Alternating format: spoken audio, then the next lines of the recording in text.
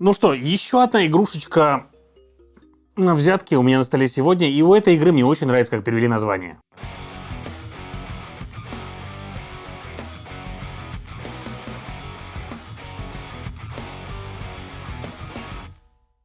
Итак, всем привет, с вами Юра, вы смотрите Geekmedia, на столе у меня сегодня козырные киты, хотя в игре у нас будут и касатки, и нарвалы, и в принципе нарвал у нас сам находится на коробке. Это игра на взятке, на достаточно классических механиках, но как и любая современная игра на взятке, которая идет в отдельной коробочке, в ней есть свои прибамбасики и свои плюшечки, которые отличают ее от всех других игр, включая классических червь или преферанс. В этой игре у нас будут карты с различными китами, у нас будут голубые киты, белые киты и, соответственно, там всяческие карты, которые могут даже несколько китов сразу иметь на себе на картинке. Мы будем стараться брать взятки. Это игра на то, чтобы взять как можно больше, потому что чем больше вы берете взяток, тем больше возможностей у вас будет набрать победные очки.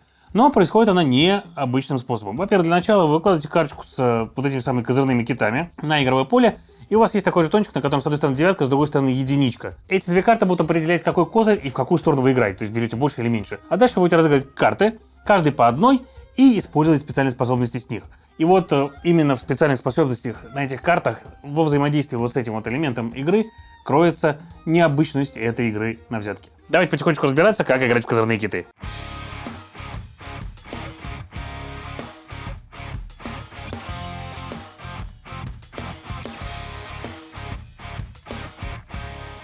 Итак, каждый игрок получит себе по 9 карт. Одну из этих карт он выберет себе и положит на игровое поле, в открытую, и это будет его карта способности. Я, например, выбрал такую карту, этот игрок выбрал вот такую карту, а этот игрок выбрал вот такую карту.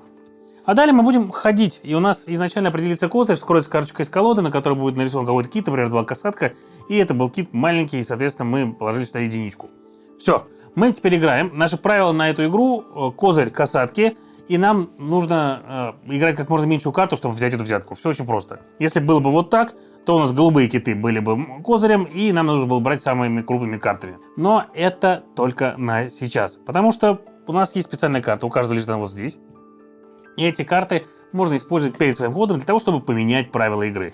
И правила игры у нас могут меняться следующим образом. Например, мы можем изменить козырь на тот, который указан здесь, перед своим ходом. Я могу сказать, что, типа, ребят, я вот эту карточку сбрасываю, и у меня вот здесь вообще, в принципе, могу выбрать практически любой козырь. И сказать, например, что теперь у нас козырь будут нарвалы. А вот эта карточка нам говорит, что теперь мы переворачиваем этот жетончик, и у нас теперь мы играем не меньшей картой, а большей картой. И это делаю перед своим ходом. На этом строится как раз часть игры, и ходить последним здесь очень выгодно. Потому что когда вы ходите последним, вы можете перед своим ходом все перевернуть в свою сторону. Но, как вы понимаете, как и во многих играх на взятке, если взятку вы взяли, ходить будете первым. За одним также исключением. Если в розыгрыше была пятерочка, то это может поменять порядок хода. Итак, что же мы делаем здесь? Например, этот игрок пошел вот в эту карту. Он ходил первым. Он сыграл семерку касаток. Этот игрок должен сыграть касаток, если они у него есть. Если нет, он может играть любую карту, в том числе козырь, но в данном случае у нас козырь касатки, поэтому он у него и будет ходить. Он играет, например, там карту, у него девятка касаток. Другой не было у него. А я играю шестерку касаток. И поскольку у меня самая меньшая карта, сыграли, я должен был забрать эту взятку. Но забираю ее не так просто. Я должен выбрать одну из этих карт, которая даст мне победные очки. И у нас на каждой карточке слева есть победные очки, а справа есть, соответственно, свойство, которое уйдет к игроку, который разыграл. И я бы хотел, конечно, забрать себе 3 победных очка. Я заберу их себе, но эта карта останется у оппонента и даст нам возможность использовать крутую способность. А 3 очка я получу таким вот образом. 1, 2 и 3. Да, карточки здесь — это победные очки, которые позволяют вам не запоминать их в голове и не записывать никуда в ходе партии. Но записать их в конце партии придется. Итак, у этого игрока теперь 2 карточки. А я хожу по новой. И я, например, хотел бы сказать, что, ребят, мы теперь играем вверх, то есть мы переворачиваем эту карточку, и я играю касатку восьмерку, потому что я знаю, что касатка девятка уже ушла, касатка семерка уже ушла, восьмерка уже ушла, и козырь у нас касатки. Этот игрок решил сменить козырь. Он сбрасывает карточку, открывает новую, и у нас козырь будет, например, он как раз захотел серую взять себе. А этот игрок сыграет что-то еще.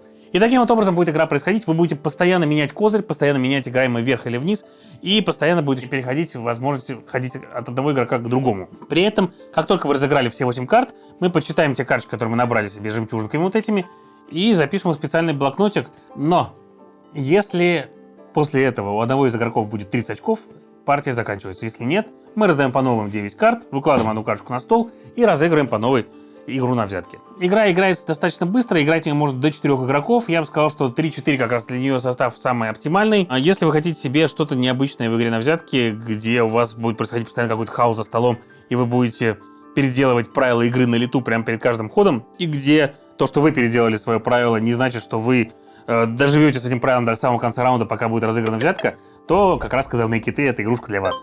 И это все на сегодня. С вами был Юра, вы смотрели Geek Media. Всем пока!